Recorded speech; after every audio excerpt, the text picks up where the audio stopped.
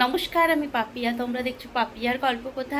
প্রতিদিনের জীবনের খুঁটিনাটি গল্প, হাসি, আনন্দ আর একটু ভালো লাগারে।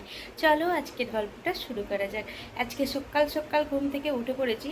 আর আজকে এখন সানটান কিচ্ছু করিনি, বাসি কাজও কিছু সারিনি। এখন বাইরে গিয়ে বাসি কাজগুলো সেরে নেব। আর বাইরে হচ্ছে তো বৃষ্টি, একবার যাবো বাজারেও। বাজার গেলে তো বৃষ্টিতে ভিজেই যাব, তাই জন্য সানটান করিনি আজকে সকালে। এখনও বাজার থেকে এসে তারপরে ফ্রেশ হয়ে নেব। তো চলো এখন ফ্রেশ হয়ে নিই, বাসি কাজগুলো সেরে নিই, তারপরে একবার বাজারের জন্য বেরিয়েও পড়ি। দেখো 7:30 বাজে আর বাজারে এসছি। এই তো সব বাজার বসছে, বৃষ্টির জন্য একটু দেরি করেই বসছে আর কি। পুরো ফাঁকা একদম। মেঘের অবস্থা তো ভীষণ খারাপ, একদম অন্ধকার হয়ে আছে। তাহলে কি আর বাজারে লোক থাকবে?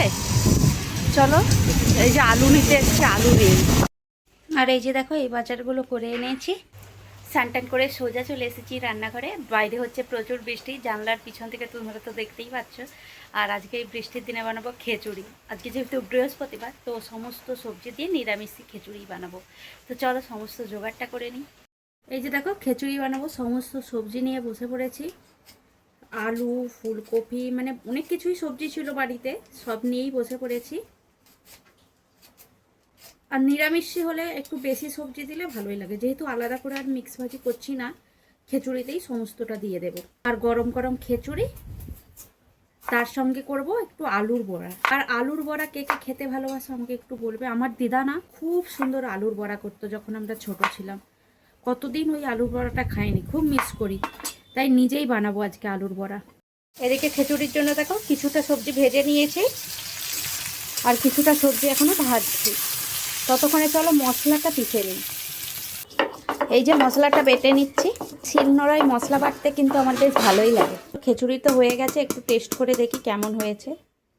বাইরে তো বৃষ্টি হচ্ছে, গরম গরম খিচুড়ি খেয়ে বিছানায় এখন কম্বলের তলায় ঢুকেছি।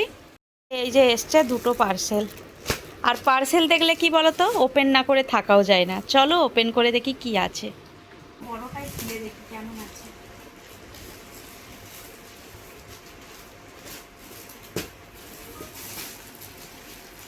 আর এই দুটো হচ্ছে বিছানার কভার। আমি এই পুজোর জন্য মাগিয়েছিলাম, যেহেতু সামনে দুর্গা পূজাও আছে আর গণপতি তো আছেই, সেই জন্য এইগুলো মাগিয়েছিলাম। এগুলো একটু খারাপও হয়ে গেছে, অনেকদিন মাগানোও হয়নি। কোয়ালিটি ভালো। আর আমি সবসময় সুতিরটাই মানে ইউজ করতে ভালোবাসি।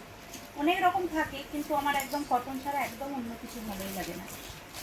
আমার মনে হয় যেমনই হোক সেটা কটন হলেই হবে। তো এই দুটোই খুব সুন্দর, একদম খুব সুন্দর। আর এগুলোর দামও খুব বেশি না, একদম নর্মাল, ভালো ব্যবহার করার জন্য। বাচ্চাকে নিয়ে থাকা তো, নোংরা করলো আবার সেটা নতুন করে পাথর, তাই দুটোই একবারে করে নিয়েছে। আর এটাই কি আছে দেখি, এটাই আমি বলতে পারছি না কি আছে।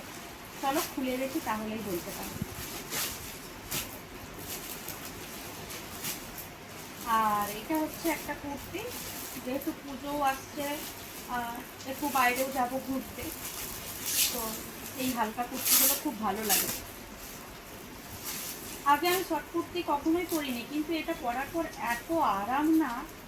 আর এই যে দেখো হাতার কাছে কাজও আছে, মানে এতটা আরাম লাগে এগুলো পরার পরে।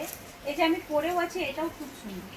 আর এটা মনে হয় একটু লং, মানে আমি যেটা পরে আছি তার থেকে একটু লং। ভালো, কাপড়টাও খুব ভালো লাগছে।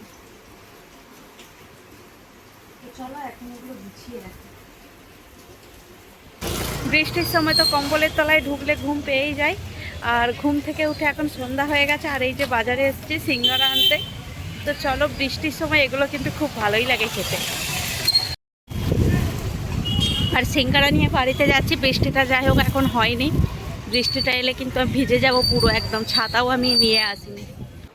এখন তো নাস্তা করে নিয়েছি, নাস্তা করে বসেছি একটু মেয়েকে পড়াতে। চলো মেয়েকে পড়িয়ে দিই। আজকের গল্পটা তাহলে এখানেই শেষ করছি। আজকের গল্পটা তোমাদের কেমন লাগলো অবশ্যই কমেন্ট করে জানিও। গল্পটা ভালো লাগলে লাইক করো, শেয়ার করো, সাবস্ক্রাইব করতে ভুলো না। সবাই ভালো থাকবে, সুস্থ থাকবে। দেখা হবে নতুন আরও একটি গল্প নিয়ে। ধন্যবাদ।